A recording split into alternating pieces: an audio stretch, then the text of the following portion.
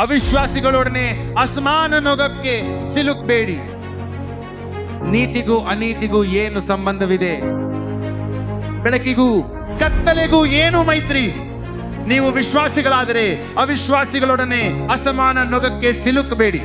ಕ್ರಿಸ್ತನಿಗೂ ಬೆಲಿಯಾಲಿಗೂ ಏನು ಸಾಮರಸ್ಯ? ವಿಶ್ವಾಸಿಗೆ ಅವಿಶ್ವಾಸಿಯೊಡನೆ ಏನು ಸಂಬಂಧ?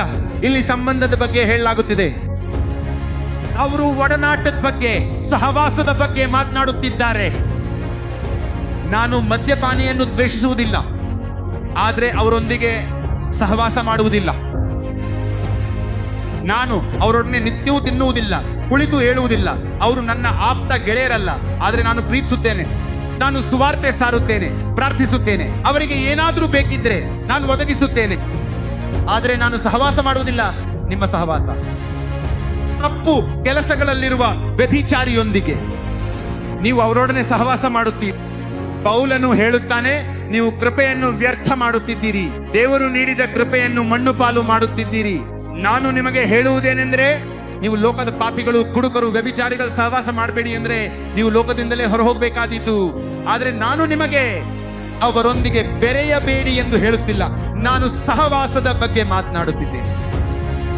ದೇವರೊಂದಿಗೆ ಸಹವಾಸ ಮಾಡುವವನು ಆತನೊಂದಿಗೆ ಒಂದೇ ಆತ್ಮವಾಗುತ್ತಾನೆ ಎಂದು ವಾಕ್ಯ ಹೇಳುತ್ತದೆ. ನೀವು ಪಾಪಿಗಳೊಂದಿಗೆ ಸಹವಾಸ ಮಾಡಿದಾಗ ಅವರ ಗುಣಗಳು ಅಂಟುತ್ತವೆ. ಕಲ್ಲಂಗಡಿ ನೋಡಿ ಕಲ್ಲಂಗಡಿ ಬಣ್ಣ ಬದಲಿಸಿದಂತೆ ಅವರು ನಿಮ್ಮ ನಂಬಿಕೆ ಕುಂದಿಸುತ್ತಾರೆ. ನಿಮ್ಮೊಂದಿಗಿರುವ ಕ್ರೈಸ್ತನು ಎಲ್ಲಾ ರೀತಿಯ ಪಾಪಗಳಲ್ಲಿದ್ರೆ ನೀವು ದೇವರನ್ನು ಪ್ರೀತಿಸುವವರಾದ್ರೆ ಅವನು ನಿಮ್ಮ ಆಪ್ತ ಮಿತ್ರನಾಗಲು ಸಾಧ್ಯವಿಲ್ಲ.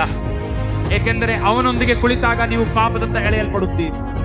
ನೀವು ದೇವರ ಸಹವಾಸದಿಂದ ದೂರವಾಗುತ್ತೀರಿ. ನೀವು ತಪ್ಪು ಹಾದಿಯ ಸ್ತ್ರೀಯರಿಗೆ ಬೋಧಿಸಬಹುದು, ಲೈಂಗಿಕ ಕಾರ್ಯಕರ್ತೆಯರಿಗೆ ಬೋಧಿಸಬಹುದು, ಸಹವಾಸ ಸಲ್ಲದು. ಅವರ ನಡುವಿನಿಂದ ಹೊರಬಂದು ಪ್ರತ್ಯೇಕವಾಗಿರಿ ಎಂದು ಆತನು ಹೇಳಿದನು. ಅವರ ಮಧ್ಯದಿಂದ ಹೊರಬಂದು ಪ್ರತ್ಯೇಕವಾಗಿರಿ ಎಂದನು.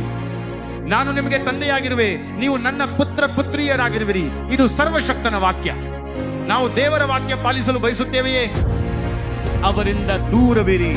ನನ್ನ ಪ್ರಚಾರ ಮಾಡಿ, ಬೆಳೆ ಸಿದ್ಧವಿದೆ, ಕಟಾವು ಮಾಡಿ, ನನ್ನ ಕಾರ್ಮಿಕರಾಗಿ, ರಾಯಭಾರಿಗಳಾಗಿ ಹೋಗಿ ಎಲ್ಲರನ್ನೂ ಶಿಷ್ಯರನ್ನಾಗಿಸಿ, ನನ್ನಾಜ್ಞೆ ಪಾಲಿಸಲು ಕಲಿಸಿ.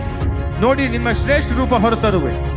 ಇಂದು ಈ ವಾಕ್ಯ ಪಾಲಿಸುವವರಲ್ಲಿ ಮುಂದಿನ 7 ವರ್ಷಗಳಲ್ಲಿ ಜನರು ನಿಮ್ಮನ್ನು ಗುರುತಿಸಲಾರರು. ಅತ್ಯುನ್ನತ ಸಾಮಾನ್ಯರಿಗೆ ಅಸಾಧ್ಯವಾದುದು, ಸಾಮಾನ್ಯರಿಗೆ ನಿಲುಕದ ಎತ್ತರಕ್ಕೆ ನೀವು ಹೋಗುವಿರಿ. ಮುಂದಿನ 7 ವರ್ಷಗಳಲ್ಲಿ ನೀವು ಅಲ್ಲಿರುವಿರಿ. ಆಮೇಲೆ ಸೈತಾನನ ಕಾನೂನು ನಡಗಿಸುವ ಬೇಕು.